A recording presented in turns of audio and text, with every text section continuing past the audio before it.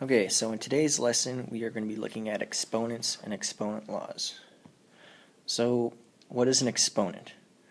Well, if we look at in this form where a to the power of x, where a is our base, which can be any number we want it to be, and x is our exponent, or in this case we're just going to be dealing with integers.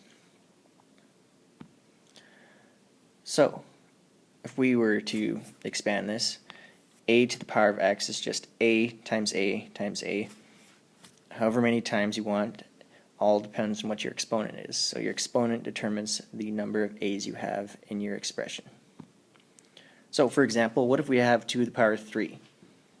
So our base is 2 in this case, our exponent is 3, so we're just taking 2 and timesing it upon itself 3 times. So this gives us 2 times 2 times 2. So 2 times 2 is 4, times 2 is 8, so our answer is 8. So what if we look at another example, let's say 3 to the power of 4.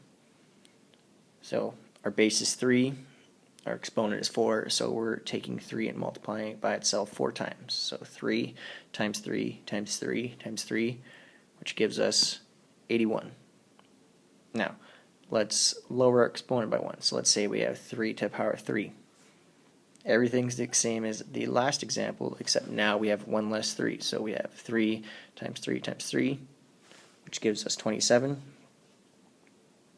And let's keep going and see what happens. So let's say we have 3 squared. So we have 1 less 3 than before. So 3 times 3, which gives us 9. And lastly, say we have 3 to the power of 1, which is just 3. So just all by itself. So 3 to the power of 1 must just be itself. So that's a nice little trick to know. So what about if we go 3 to the power of 0? Does that give us 0? Does it give us 3 again? Does it give us some other number? Let's find out.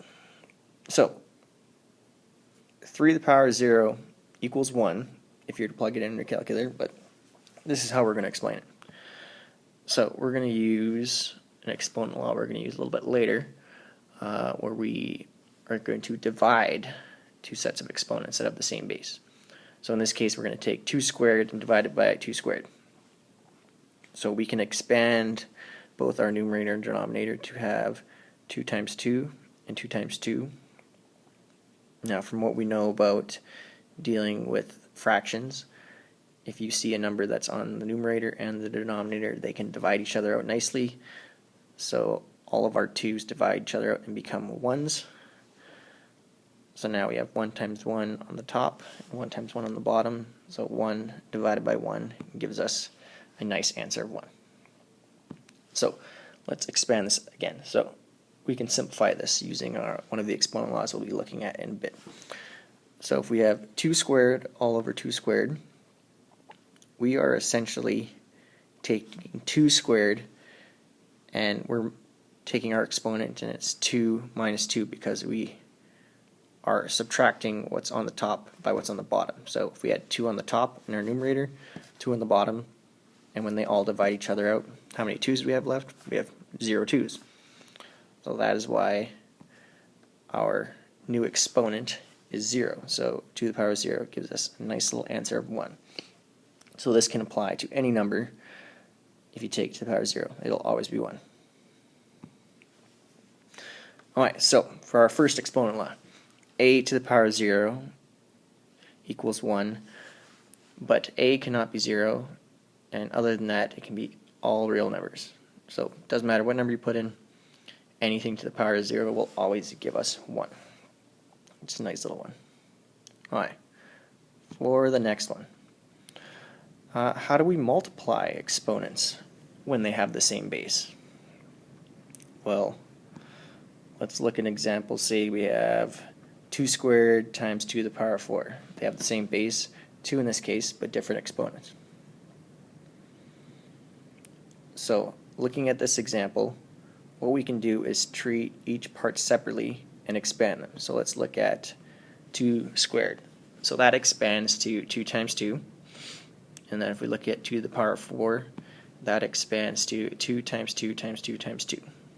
So when you look at this, how many 2's do you see? I see 1, 2, 3, 4, 5, 6 2's, so we can re-simplify this and say this is 2 to the power of 6, which gives us an answer of 64. So that's pretty nice. You see a bunch of the same numbers, in this case 2's, and you just have to add them up, and that gives us our new exponent. So for our next exponent law, we take two numbers with the same base, in this case a, and we have different exponents, so we have a to the power of m times a to the power of n equals a to the power of m plus n, where a can't be 0 but can be all real numbers other than this, and m and n are both integers. Alright, for our next example. Now, okay, we just did multiplication. How do we divide exponents with the same base? So let's look at this example. So let's say we have 3 to the power of 6 all over 3 to the power of 2. What does that give us? Well, just like before, we're going to treat each part differently. In this case, we're going to isolate the numerator, and we're going to rewrite 3 to the power of 6 as 3 times 3 times 3 times 3 times 3 times 3, so 6 3's. And this is all over 3 squared, or 3 times 3. Now, just like we saw before, when we're dealing with fractions, whatever we see on the top and whatever we see on the bottom, if there's any numbers that are the same, they can divide each other out. So 2 3's on the top and 2 3's on the bottom are going to divide each other out, so that they essentially disappear. So now we're left with 4 3's. So now we're going to group these 3's, and we're going to re-simplify them to create a new exponent with a base of 3. So in this case, we have 3 to the power of 4, which gives us 81. So for our next law, when we're dealing with division and having two different exponents in the same base, we can write it as a to the power of m all over a to the power of n equals a to the power of m minus n, where a can't be 0 and m and n are both integers. And a can also be any real number other than 0. Alright, how do we raise a power to a power? So for example, what if I have 2 squared and I take all of this to the power of 3? So just like before, we're going to treat 2 squared as its own piece, and we're going to multiply it by itself 3 times. So 2 squared is just 2 times 2, so we're going to take that and repeat it 3 times. So we're going to have 2 times 2 times 2 times 2 times 2 times 2. Now when we look at this, everything is multiplication. So when we're dealing with our order of operations, the brackets don't really serve much of a purpose here, so we can just get rid of them and put multiplication between all our numbers. So we can rewrite this as 2 times 2 times 2 times 2 times 2 times 2. And we have the same base, and we have 6 2's in this case, so we can rewrite this as 2 to the power of 6, which gives us a value of 64 if you were to evaluate it. So we can rewrite this as another exponent law, where we have a to the power of m and all of this to the power of n, and this will equal a to the power of m times n. So if you have a power to a power, you just have to multiply the two exponents together, and that will be your new exponent. And for this, a can be all real numbers, and a can't be 0, and both m and n have to be integers. Alright, now, how do we raise a product to a power? So, product, if you're unsure what that means, is just another fancy word for multiplication. So in this case, let's say we have 2 times 3 all to the power of 3. Now we could just go 2 times 3, but in this case we want to keep them separate and use them as separate bases. Alright, so we got 2 times 3 all to the power of 3. So just like I said before, we're going to treat everything inside the brackets and just repeat that 3 times and multiply it by itself 3 times. So we can rewrite this as 2 times 3 times 2 times 3 times 2 times 3. And like I said before, since we're just dealing with multiplication, we can remove the brackets and just put in multiplication symbols. So we have the same thing as before, except now what I'm going to do is I'm going to rearrange it and group all the 2's together and group all the 3's together. So we have 2 times 2 times 2 times 3 times 3 times 3. So now we can use our rules of exponents and group these two together to create two sets of exponents that we multiply together. So 2 times 2 times 2 gives us 2 to the power 3, and 3 times 3 times 3 gives us 3 to the power 3. So this would be our answer if we were asked to simplify it as a new exponent. But let's say we want to evaluate it. 2 to the power 3 gives us 8, and 3 to the power 3 gives us 27, and when you multiply these two numbers together, we get 216. So our new exponent law, if we take two numbers with different bases, so in this case a times b, and take them all to the power of n, it gives us a to the power of n times b to the power of n, where a and b both can't be 0, but they can be all real numbers, and n is an integer. So how do we raise a quotient to a power? So quotient, another fancy word for division. So if we look at this, say let's have 2 to divide by 5 all to the power of 2. What does this give us when we have a fraction in this case? So nothing's really changed.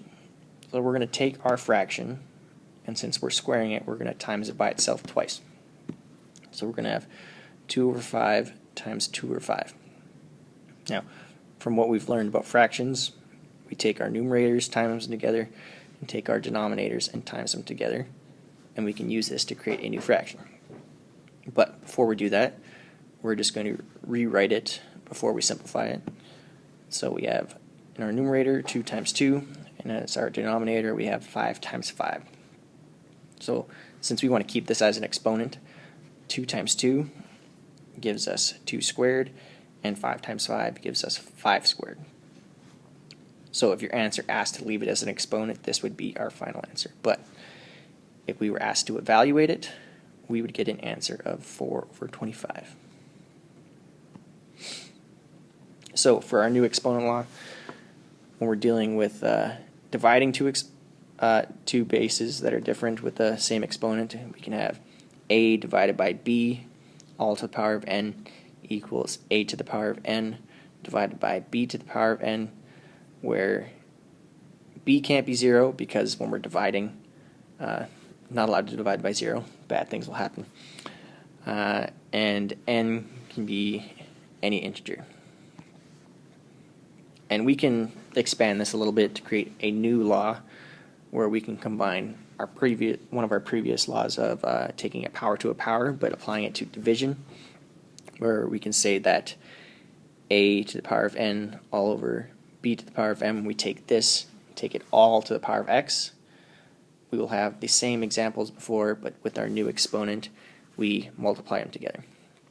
And this gives us another useful law that we can apply. So these are all the different exponent laws that we've covered, and these are some of the basic ones that you can use, but depending on what level of mathematics you take, there are some more that you might see. For example, we might deal with exponents with negative numbers, you might have fractions, but for introduction to exponents, these are the laws that will get you through most questions. Alright, well, until next time.